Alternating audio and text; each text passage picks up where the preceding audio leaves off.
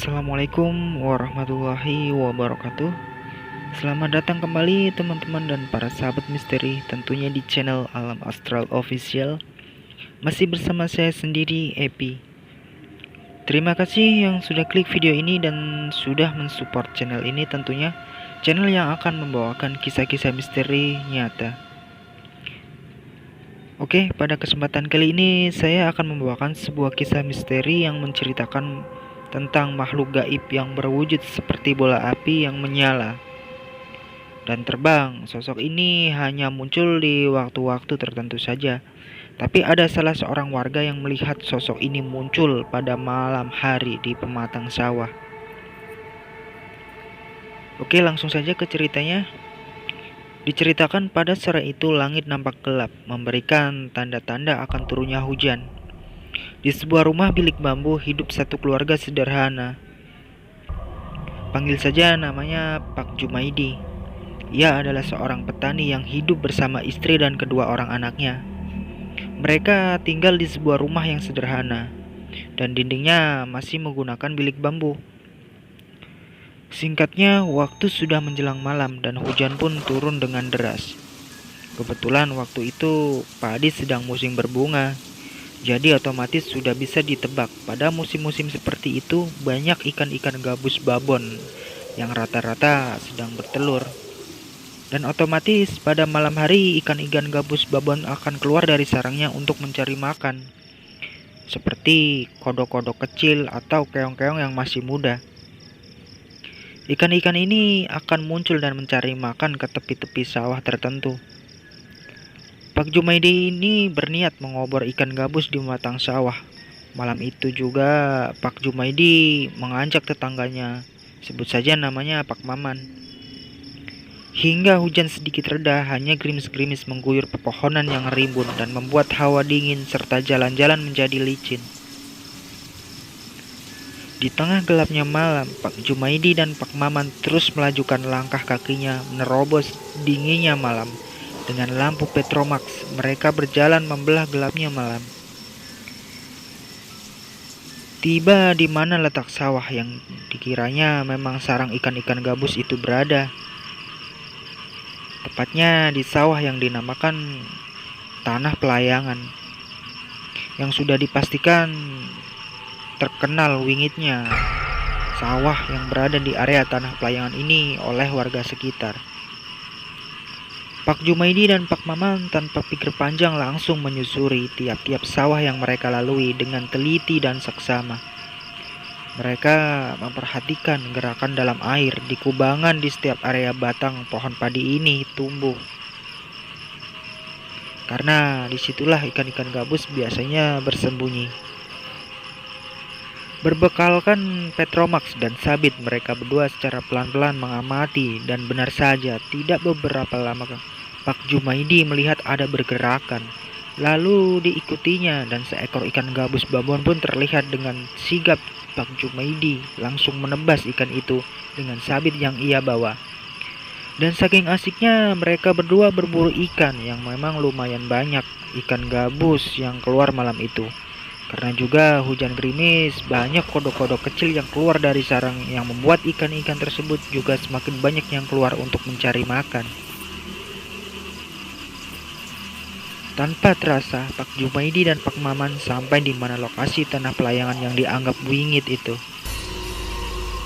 Tadinya tidak ada kejadian apa-apa, hingga tiba-tiba Pak Maman merasa hatinya mulai gelisah. Dan ia merasa ada yang mengawasi aktivitas mereka. Lalu Pak Maman berkata kepada Pak Jumaidi, Di, awakmu ngerasa apa ora? Koyo-koyoe ana sing ngawasi dhewe. Lalu disusul Pak Jumaidi menjawab, Lah iya man, koyone ono sing ora beres iki. Mereka berdua mencoba mengamati sekitar. Namun tak nampak apa-apa, hanya suara-suara jangkrik dan kodok sawah yang saling bersahutan membelah sunyinya malam yang sedang diguyur gerimis itu. Tak selang lama kemudian, Pak Jumaidi memutuskan untuk beristirahat sebentar. Dan tiba-tiba Pak Jumaidi melihat nampak beberapa meter Dari tempat ia duduk ada cahaya seperti obor minyak, namun bentuknya lebih besar dan condong ke bentuk yang agak bulat.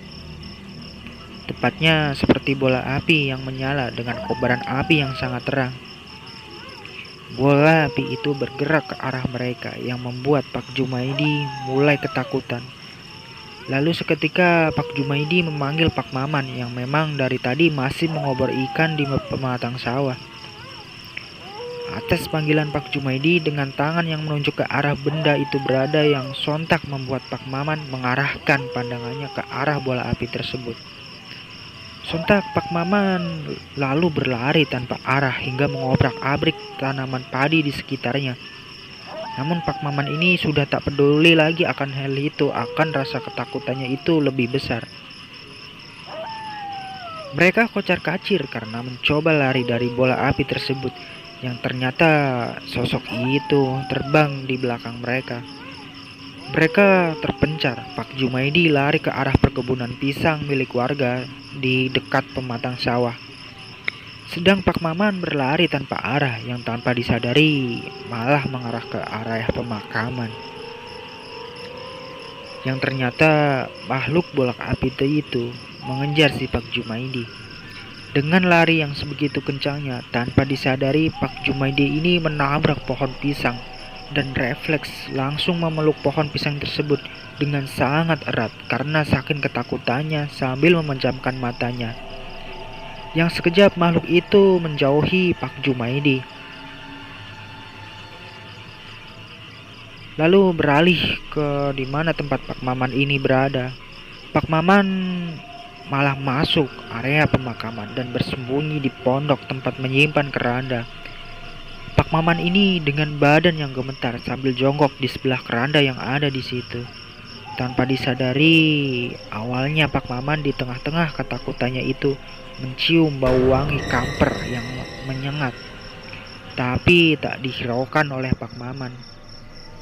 Dan lama-kelamaan bau kamper itu berubah menjadi bau busuk yang sangat teramat, hingga membuat Pak Maman merasakan sangat mual.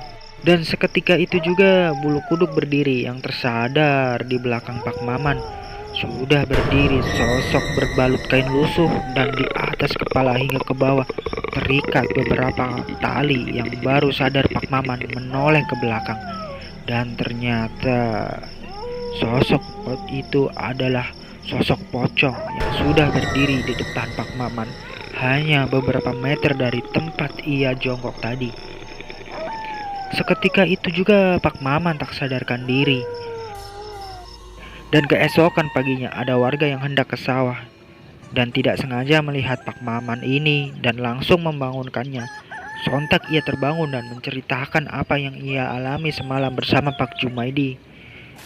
Setelah Pak Maman bergegas pulang dan beristirahat, sedang Pak Jumaidi setelah semalam makhluk itu menghilang dan tak mengikutinya lagi, Pak Jumaidi terus lari pulang dan keesokan harinya Pak Jumaidi pun jatuh sakit.